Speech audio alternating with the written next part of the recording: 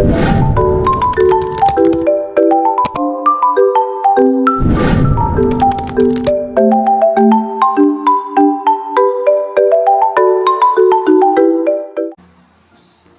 pagi anak-anak semua. Bagaimana kabarnya hari ini? Ya, luar biasa ya, berarti sehat semua. Nah, pada hari ini sebelum kita memulai pembelajaran kita, ada baiknya kita berdoa terlebih dahulu. Kepada ketua kelas, silakan pimpin kita dalam doa. Ya, amin. Baik, sekarang Ibu akan mengabsen. Silakan didengarkan namanya. Agung Samairi Telawanua, Alvin Fedora Waruhu. Nah, baik anak-anak, kami hadir semua ya. Ya, luar biasa sekali. Baik, agar kita lebih semangat lagi untuk belajar pada hari ini, anak-anak kami kita akan menyanyikan lagu Garuda Pancasila. Nah, pada saat ini Ibu meminta ketua kelas untuk memimpin kita membawakan lagu. Ya, baik, terima kasih. Silakan duduk kembali. Oke, baik. Sekarang Ibu meminta anak kami untuk berdiri. Ibu akan memeriksa daripada kerapian anak didik kami semua. Oke, silakan berdiri. Baik, anak-anak kami semua, pada hari ini kita belajar tema 7 tentang indahnya keberagaman di negeriku.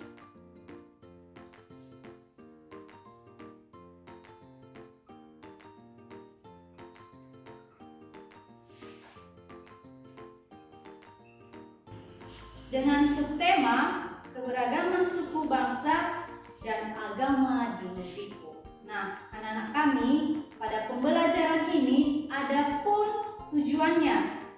Yang pertama yaitu setelah berdiskusi, anak-anak kami mampu mengenal keadaan pulau-pulau di Indonesia dengan benar. Kemudian tujuan yang kedua yaitu setelah berdiskusi, anak-anak kami mampu memahami hubungan antara banyaknya suku bangsa dengan kondisi wilayah Indonesia dengan benar.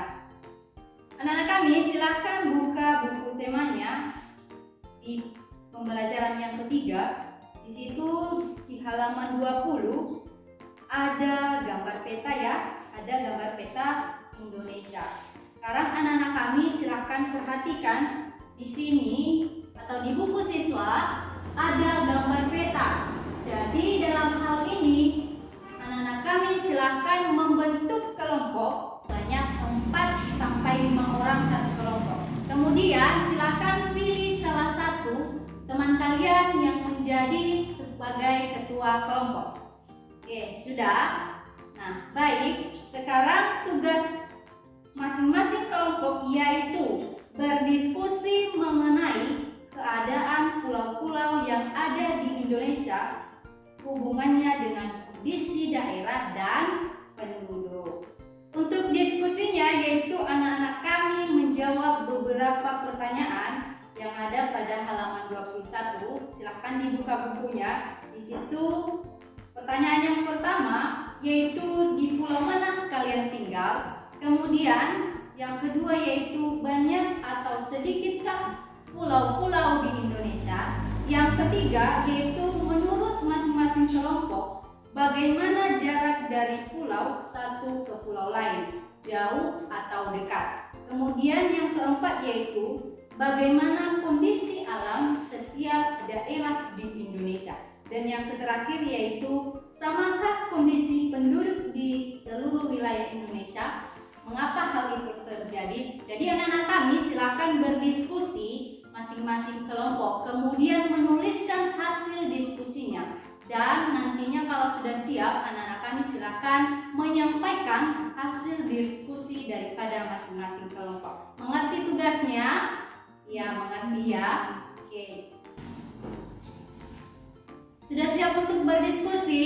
Sudah ya. Hasil diskusinya tentunya sudah ditulis. Nah, sekarang Ibu minta masing-masing ketua kelompok menyampaikan hasil diskusi daripada kelompoknya masing-masing. Ya, silakan. Oke, baik. Nah, karena semua sudah menyampaikan hasil diskusi sudah luar biasa sekali, sudah mampu mendiskusikan dengan teman kelompok beberapa pertanyaan yang terdapat pada buku halaman 21. Nah, sekarang anak-anak kami silahkan buka bukunya di halaman 22. Di situ ada teks bacaan mengenai faktor penyebab keragaman masyarakat di Indonesia. Oke, baik. Sekarang karena sudah selesai membaca bukunya, maka kita akan membahas satu persatu faktor penyebab keragaman masyarakat di Indonesia. Nah, di situ yang pertama yaitu letak strategis wilayah Indonesia. Nah, letak Indonesia ini sangat strategis, di mana berada di antara dua benua dan dua samudra. Nah, jadi letak strategis tersebut menjadikan Indonesia berada di tengah-tengah lalu lintas perdagangan. Hal ini merupakan faktor mengapa terjadinya keragaman masyarakat dari masyarakat Indonesia. Nah, yang kedua yaitu kondisi negara kepulauan. Nah, keadaan geografi Indonesia merupakan wilayah kepulauan yang terdiri atas 13.466 pulau. Nah, dalam hal ini tentunya karena kondisi negara kepulauan yang banyak, maka terdapatlah keragaman masyarakat Indonesia. Kemudian yang ketiga yaitu perbedaan kondisi alam. Nah, negara Indonesia tentunya sangat luas ya, di mana luasnya adalah 13.466 pulau. Jadi tiap-tiap pulau ini dibatasi oleh lautan. Selain itu, Indonesia juga merupakan negara vulkanis ya, di mana di situ dikatakan bahwa di Indonesia itu ada banyak pegunungan, baik gunung berapi maupun bukan gunung berapi. Nah, kemudian anak-anak kami, faktor yang keempat yaitu keadaan transportasi dan komunikasi. Nah, kemajuan dan keterbatasan sarana transportasi ini dapat memengaruhi perbedaan masyarakat Indonesia. Nah, jadi dalam hal ini, kemudahan sarana transportasi dan komunikasi memudahkan masyarakat berhubungan dengan masyarakat lain. Begitu juga dengan sebaliknya, masyarakat lain tentunya dengan mudah berhubungan dengan masyarakat yang ada di Indonesia. Nah, baik, yang terakhir yaitu penerimaan masyarakat terhadap perubahan. Jadi dalam hal ini, keterbukaan masyarakat terhadap sesuatu yang baru, baik yang datang dari dalam maupun yang datang dari luar, tentunya membawa pengaruh terhadap perbedaan masyarakat di Indonesia. Nah, baik, jadi dalam hal ini faktor-faktor penyebab keragaman di Indonesia itu terdapat 5 ya. Jadi anak-anak kami harus memahami dan harus mengingat apa saja faktor-faktor terjadinya keberagaman di Indonesia. Paham? Ya, paham ya.